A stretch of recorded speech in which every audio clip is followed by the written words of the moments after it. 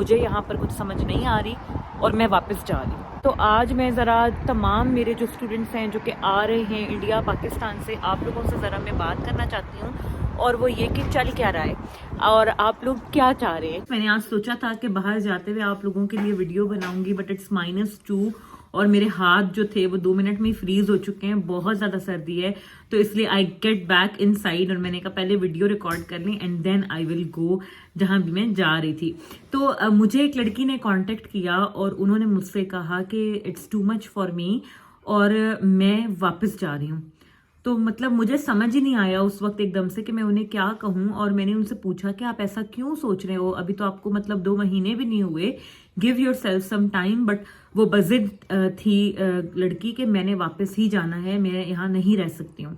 अब आप देखो, इन चीज़ों के लिए मैं आपको बताऊं कि ऐसा सबके साथ आता है फेज, जब हमें लगता है कि हम यहाँ पे बिलोंग नहीं करते और हमारे लिए बहुत मुश्किल हो रहा है डिसाइड करना या रहना। ये फेज सब पर आता है, लेकिन प्लीज इसको अपने ऊपर आप लोग हावी मत होने दो, ठीक है। आप लोग अपने आप को टाइम दो। सबसे बड़ी चीज यहाँ पर सरवाइव करने के लिए लोग मुझसे पूछते हैं हम सरवाइव कर पाएंगे नहीं कर पाएंगे, हम आके एडजस्ट ना हो सके तो क्या होगा।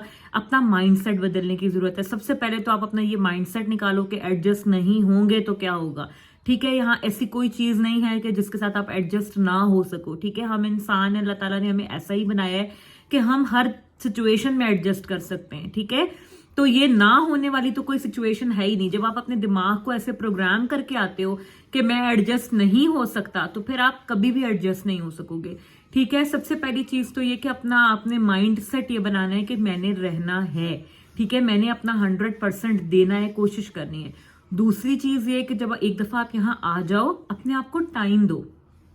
1 महीने में 2 महीने में आप ये डिसाइड नहीं कर सकते हैं कि ये जगह आपके लिए अच्छी है या नहीं है।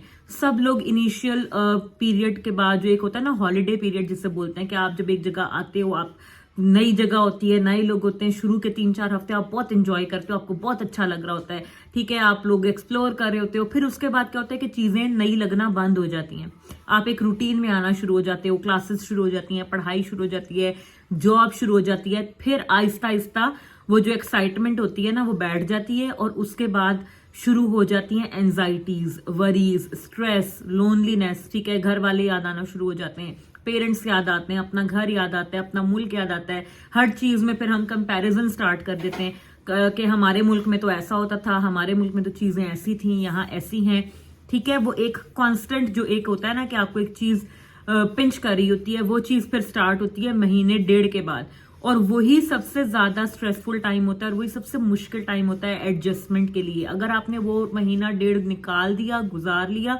आगे आप एडजस्ट हो जाओगे, फिर आपको दोबारा से मजा आने लगेगा, और फिर वो एक सस्टेनेबल आपका एक जो है ना वो जर्नी हो जाएगी। आप फिर सेट होने की तरफ बढ़ना शुरू हो जाओगे। लेकिन अगर उस इनिशियल घबराहट के फेज में आपने जल्दबाजी में फैसले लिए कि मुझे वापस जाना है, मैं एडजस्ट नहीं कर सकती हूँ यहाँ पर, तो फिर आप लोग कुछ भी नहीं कर पाओगे, कुछ अचीव नहीं कर पाओगे, ठीक है। मैं सब आने वाले नए स्टूडेंट्स को ही कहती हूँ, अपने आप को कम से कम 1 साल दें, ठीक है। 1 साल आप लोग अपने आप को दें। 1 साल बाद आप अपने आप से ये सवाल करें कि क्या मुझे यहाँ रहना है या मुझे वापस जाना है, ठीक है। और फिर आप अपने लिए डिसाइड करें कि आपने क्या करना है, आपको रहना है या जाना है। तब आप एक बेहतर पोजीशन में होगे फैसला करने की, क्योंकि आप 1 साल से एक जगह पर रह रहे होगे तो आपको ज्यादा बेहतर तरीके से पता होगा कि आप क्यों एडजस्ट नहीं कर पा रहे। आप ज्यादा बेहतर पिन पॉइंट कर सकोगे। स्ट्रगल से घबरा के जो लोग भागते हैं कि स्ट्रगल करनी पड़ी है, मुश्किल हो रही है, हम नहीं कर सकते नहीं कर सकते, हम जा रहे हैं, वो लोग जिंदगी में कुछ बड़ा कभी अचीव नहीं कर सकते हैं, ठीक है।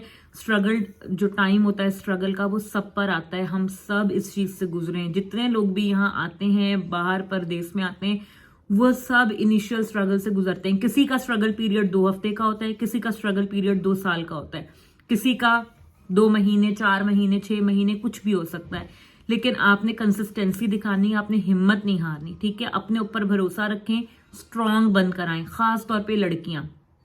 हम बहुत पैम्पर्ड होते हैं, बहुत लाड प्यार में रहे होते हैं, बहुत हमारे पेरेंट्स ने, हमारे जो हैं बहन भाइयों ने हमें बहुत अच्छे तरीके से रखा होता है और हम इतनी स्ट्रगल्ड लाइफ के आदी नहीं होते। हमारे मुल्कों में हर चीज का सब्स्टिट्यूट मिल जाता है, आपको हाउस हेल्प मिल जाती है, आपको कुक मिल जाता है, आपको क्लीनिंग के लिए हेल्प मिल जाती है, आपको ड्राइवर मिल जाता है, आपको कपड़े कर लेने हैं, टेलर्स अवेलेबल हैं, ड्राई क्लीनर्स अवेलेबल हैं। हमारी लाइफ जो है वो मैं कहती हूँ अगर ये हेल्पिंग लोग ना हो हमारी जिंदगी में, जो हाउस हेल्प होती है, जो बाहर हमारे पास इतनी हेल्प है, तो हम तो पाकिस्तान में कभी सरवाइव ही नहीं कर सकते उस हिसाब से जितना हम इन चीजों के आदी हो गए।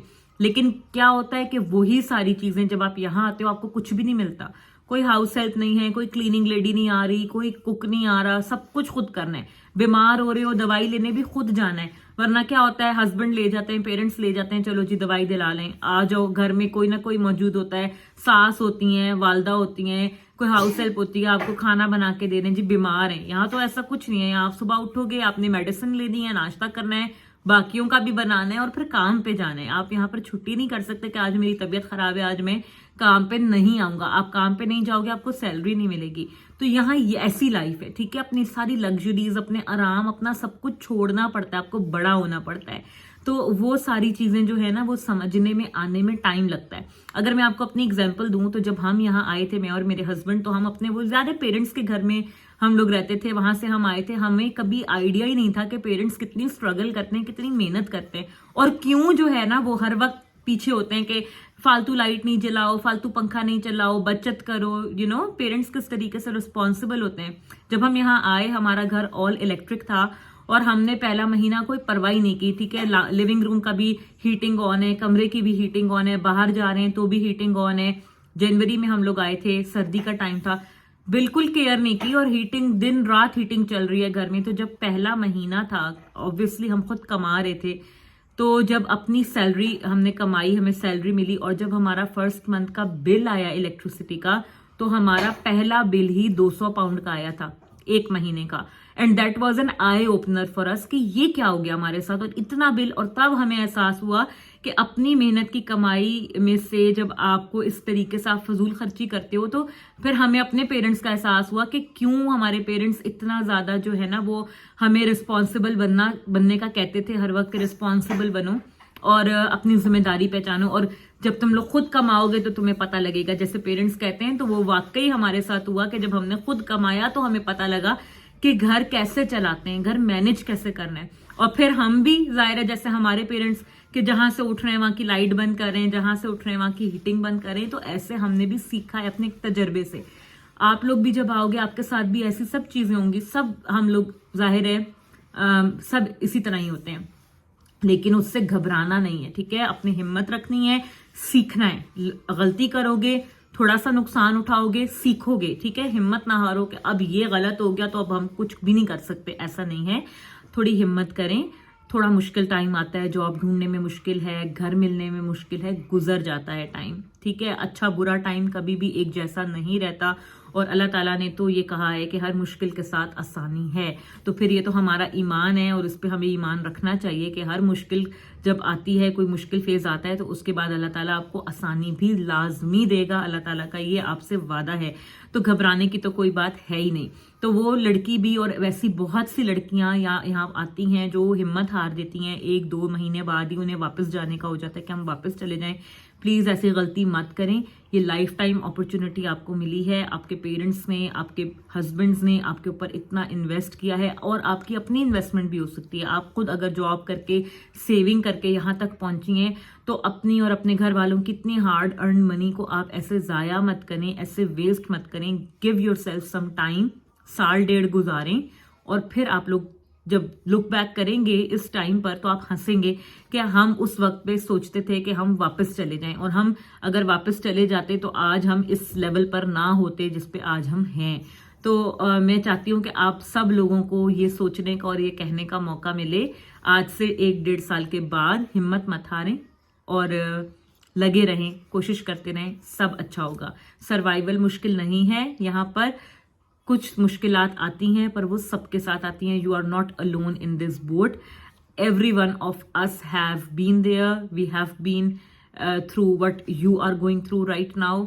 सो stick around, be positive, be strong, trust yourself and you will be all right. तो आज का पैगाम बस मेरा यही था तमाम लड़कियों के लिए, लड़कों के लिए जो हिम्मत छोड़ने वाले हैं, बिल्कुल नज़दीक हैं अपने ब्रेकिंग पॉइंट के। Gather yourself up and you know be more resilient and show the light you can do bigger things. Okay, तो हिम्मत नहीं हारनी। Stay tuned, take very good care of yourself. मिलते हैं एक नई video में बहुत जल्द।